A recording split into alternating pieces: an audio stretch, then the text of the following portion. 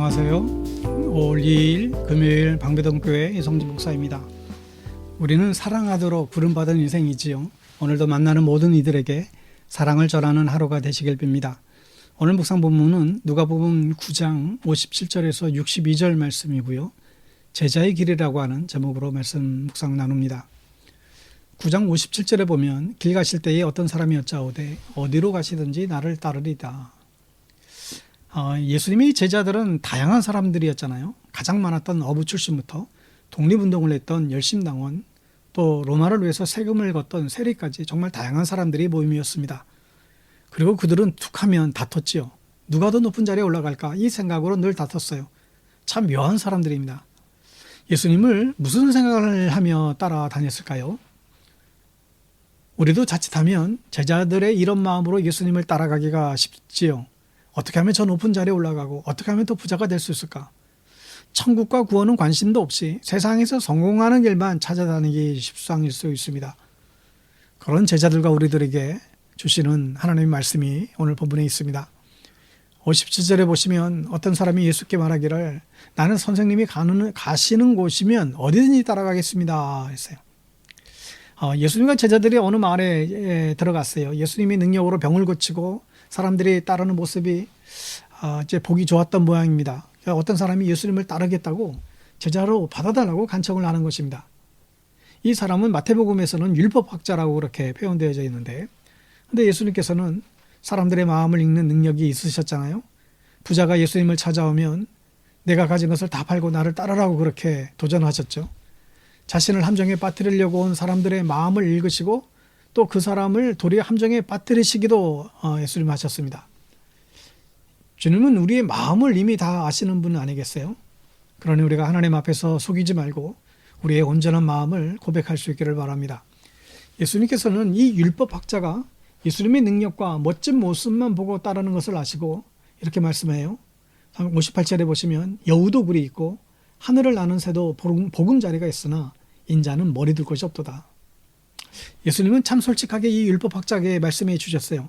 예수님은 말 그대로 노숙을 하셨잖아요. 예수님께서는 전도여행을 많이 하셨고 재워주는 곳이 있으면 거기서 주무셨고 재워주는 곳이 없으면 그냥 산에서 밤이 맞도록 기도하시며 밤을 지새우곤 했습니다. 그런데 이 율법학자 이야기는 이후로 나오지가 않지요. 아마도 예수님의 이야기를 듣고 아마 도망간 것 같습니다. 이처럼 주님을 따르는 길은 넉넉한 삶을 바라는 길이 결코 아니죠. 주님과 같이 어디든지 가는 길입니다. 여러분, 여행은 무엇을 먹느냐보다 누구와 가느냐가 이것이 가장 중요하듯이 여러분, 우리 모두도 주님을 따라가는 제자의 길, 자기를 부인하고 주님을 따라갈 수 있게 되기를 간절히 축원합니다. 두 번째 본문에서 살펴볼 사람은 예수님께서 직접 부르셨어요. 59절에 보면 또 예수께서 다른 사람에게 나를 따라오너라 말씀하셨다. 그러나 그 사람이 말하기를 주님, 내가 먼저 가서 아버지의 장례를 치르도록 허락해 주십시오. 예수님께서 제자로 불러주셨어요. 이게 얼마나 큰 영광일까요? 예수님의 인정을 받고 부르심을 입었습니다.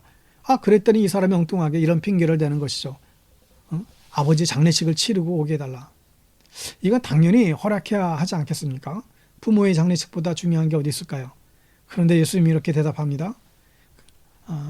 그에게 말씀하기를 죽은 사람들을 장사하는 일은 죽은 사람에게 맡기고 너는 가서 하나님 나라를 전파해라. 장례식은 죽은 사람에게 하고 너는 나를 따르라 이렇게 명령하세요. 죽은 사람이 어떻게 장례식을 합니까? 이 이야기를 잘못 오해하면 아버지 장례식을 하지 말라는 말처럼 들릴 수 있습니다. 지금 이 사람은 예수님을 따르고 있는 사람이에요. 게다가 예수님께 인정도 받았던 사람입니다.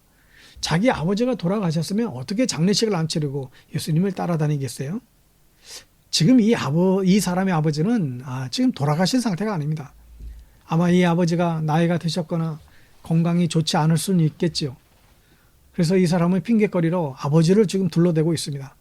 언제 돌아갈지 모르는 이 아버지 장례식을 다 치를 때까지 기다리면 아마도 예수님은 벌써 천국에 가 계실 것입니다. 아버지 돌아가시고 나면 내가 홀가분하게 그때는 제자가 되겠다. 이런 마음인 것이죠. 여러분, 교회 안에도 이런 분들 흔히 보지 않습니까? 우리 애가 어려서요. 애 다 키우고 나면 그때 비로소 주님의 일 하겠습니다. 애가 크고 나면 아이고 결혼해서 애 봐달라고 하네요. 여러분 그러다가 애 보다가 은퇴하지 않습니까? 언제 주님의 일을 할 수 있겠어요? 우리의 삶에 부담이 없었던 적이 있습니까? 너무 시간이 한가하고 아무것도 정말 그럴 때가 있습니까? 늘 시간은 없고 늘 쫓기고 우리 삶이 그렇죠. 그러나 그 부담을 지고 주님의 일을 하는 것이죠. 여러분 삶의 짐을 지고 주님을 따를 수 있기를 바랍니다. 61절에 또 다른 사람이 말하죠. 주님, 내가 주님을 따라가겠습니다. 그러나 먼저 집안 식구들에게 작별 인사를 해게 해주십시오. 이게 세 번째 사람이에요. 주님을 따르겠다고 스스로 고백을 합니다. 그러나 그의 마음속에는 가족에 대한 걱정이 있어요. 작별 인사를 하려고 했지만 그의 마음속에는 가족을 먼저 생각하는 그런 마음이 있었습니다. 여러분 가족보다 중요한 게 있을까요? 가족보다 중요한 게 뭐가 있을까요? 여러분 가족보다 중요한 게 있죠. 가족보다 하나님이 더 중요하십니다.